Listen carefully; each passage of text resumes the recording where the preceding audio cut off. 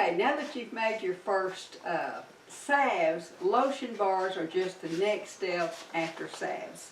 Lotion bars are solid lotion. Because of the high amount of beeswax, they're sometimes called bee bars. When made with a soap mode, and they just kind of look like a bar of soap, and you'll have to educate your family or friends and customers that these are lotion bars, these are not soap. You might find them in deodorant containers or lip balm tubes. They're often then called heel balms or maybe cuticle balms. I find I like these large lip balm tubes are more attractive than the deodorant containers, and they come in all different sizes. I like this size for when I turn my lotion bars into natural sunscreen, which that recipe is also in your downloads. They are particularly good for dry, cracked skin, knuckles, knees, heels, and cuticles. I keep mine by my chair to rub on my legs when they start itching from being dry, or they just look bad because they are dry. They are a perfect lotion to travel with because you do not have to worry about anything spilling. The lotion bars in these tubes, you simply just rub right on your skin. Now, if they're on the bars, you can also rub these directly on your problem area, or you can like rub them between your hands and then just rub it on. And then, apply to that area.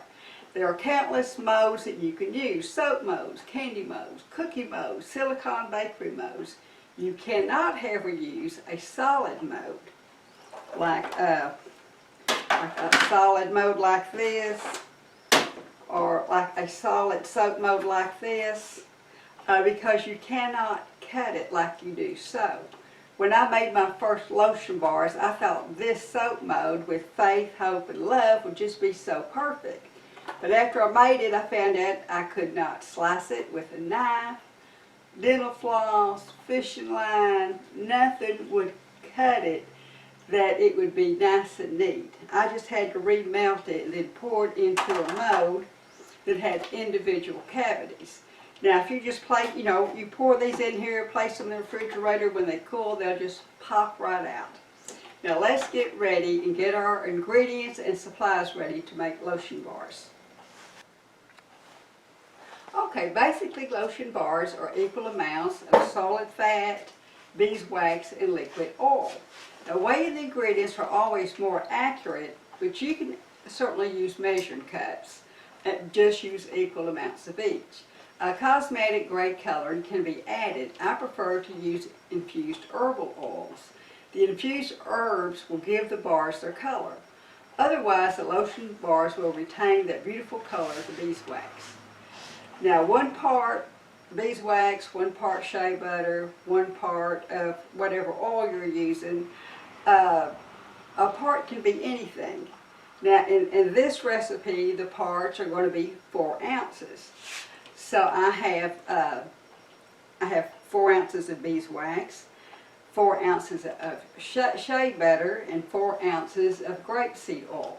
Now, I also need to add vitamin E to my recipe, which keeps your fats from going rancid. For however you figured your parts, for this recipe, I'm using a 1/4 teaspoon for every 8 ounces of lotion bar recipe. So since this 3 times 4 equals 12, it's going to be more than 1/4 teaspoon and not quite a 1/2 teaspoon, so I'm just going with a 1/2 teaspoon because you really can't use too much vitamin E.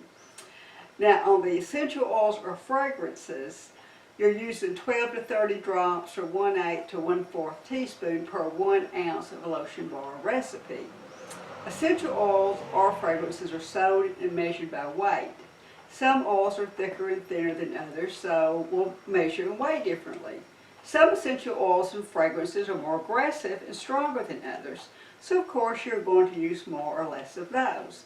Now, when working with different oils and plant butters, you will find that each have their own distinct aroma. You may need to use more than the suggested amounts of essential oils or fragrances to overcome the aroma of the plant butter you are using. Like unrefined cocoa butter has a very distinct aroma, which many people just absolutely love, so why would you cover it up? But, so they will require more essential oils or fragrances. Like I like to cocoa butter, what's more natural than adding mint. Now, you will need to experiment with each recipe that you create. Use your downloadable worksheets to keep notes for each recipe so you can duplicate it the next time. Now, like I said, I'm using 4 ounces of beeswax, 4 ounces of shea butter, and in this case I'm using 4 ounces of grapeseed oil. Now I'm using half a teaspoon of vitamin E.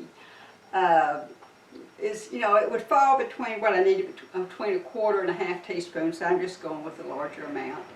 And then the essential oils, I'm going to start out with 2 teaspoons. Okay, now let's get our equipment together. We're going to need scales if we're going to be weighing it, or you can certainly use a measuring cup. We're using 4 ounces, so that is 1/2 of a measuring cup. We need a double boiler, which is basically just a pan you can boil water in, and your melting pot, which I like to use a heat-proof measuring cup, or you could use any small pan, but a spout really helps when you get ready to pour it out. Now I'm also going to need a stirring spoon. Now you almost need 2 of these because it gets stuck on your spoon, so you need 1 to wipe the other one with. And then depending on how much vitamin E and essential oils you're going to be using, you need some like 1/4 teaspoon or a teaspoon or half a teaspoon. And then you need to decide, you need a towel. You want a towel that you can put your melting pot on to wipe the moisture off the bottom. Then you need plenty of paper towels, and you need to decide what kind of modes or tubes you're going to be using. Now I have chosen this little mode that says Save the Bees, and I'm placing it on top of a firm surface that I can move to the refrigerator. And I'm also going to use these cute little tubes. Okay, now I'm melting my beeswax first because it takes the longest to melt. And then I'm going to add my shea butter. You're going to be careful, not just plop it in there. And melt that in my grapeseed oil. And then I will stir those till they're all melted together and well combined. Okay, now I've removed this from the double boiler. I'll put it on a towel. I want to remove the moisture from the bottom of my melting pot. If you get any water whatsoever in these lotion bars, the water may make the lotion bar seize up and maybe separate. So you want to make sure you don't get any moisture in them. Now I'm also letting it set for 1 minute before I add my vitamin E and my essential oils, because heat destroys the vitamin E and it makes the essential oils or fragrance evaporate. So here I'm adding my vitamin E.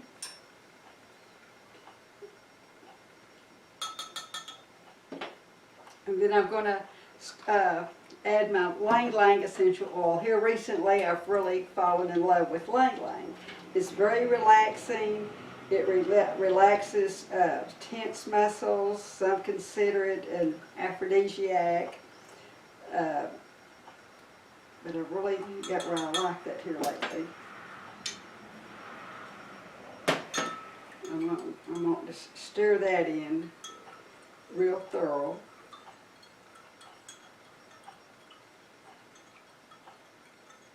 You can use any essential oil or fragrance that you prefer. Mints, like if you're putting it on your feet.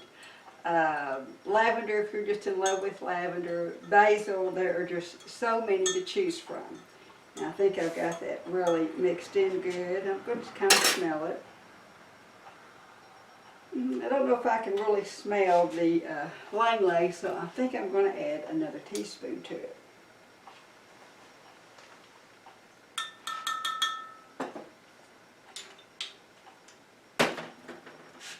when you start making lotion bars and lotions and stuff, you really can't use those little bitty tiny bottles. You really need to start buying like 4-ounce bottles and 8-ounce bottles when you start making your lotion bars and lotions and stuff. Okay.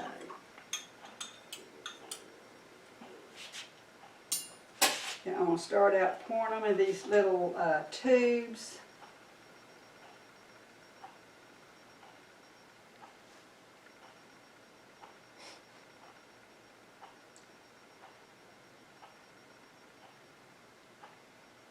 And I'm going to start filling up these molds.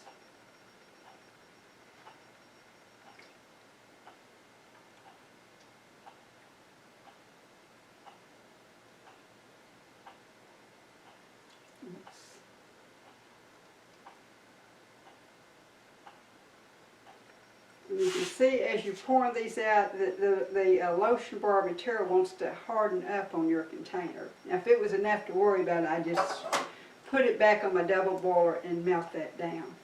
But right now I need to let the tubes set till they're completely cool before I put the lid on it. And these molds, I'm going to put those in the refrigerator, let them set 15-30 minutes till they harden up, and then we'll pop them right out. So just come back and we'll see what they look like. Okay, now I put my molds in the refrigerator, and now I'm ready to pop them out. You can see I spilled quite a bit of it on the way, but that'll just pop off and I can remelt.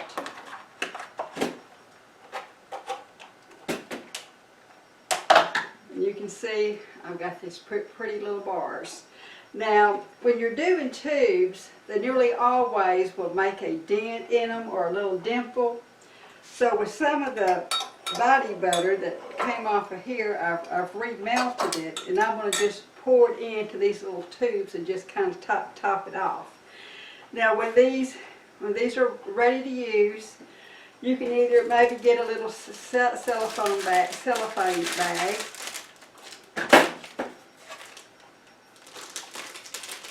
put them in, tie them up with a cute little bow.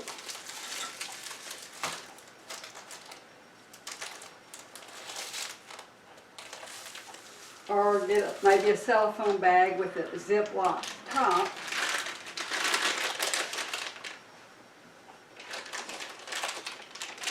Or even find a cute little tin that these would fit into. Okay, this is just about melted.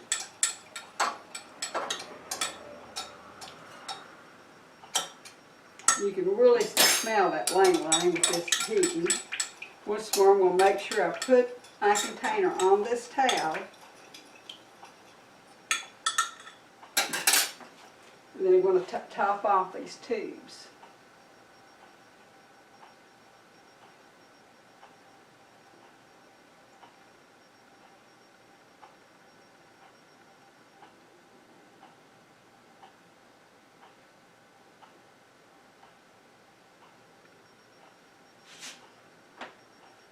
Now, the rest of this I'll just scrape off, and I'll just put it aside to use later. Okay, now I hope y'all are ready to get out there and make some lotion bars.